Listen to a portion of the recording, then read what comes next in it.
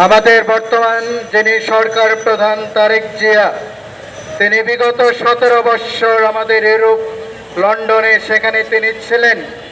আমাদের বিষয়গুলো তিনি খুব ভালো করে জানেন।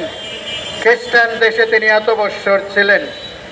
ইস্টার সানডে কি, গুড ফ্রাইডে কি, বড়দিনকে তিনি ভালো করে জানেন।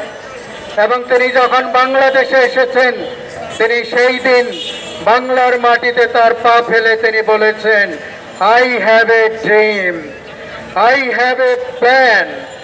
এবং আমরা বিশ্বাস করতে চাই আপনার সেই প্ল্যানে আমাদের সেই ইস্টার ছুটিও আছে। অবশ্যই ইস্টার ছুটি আছে।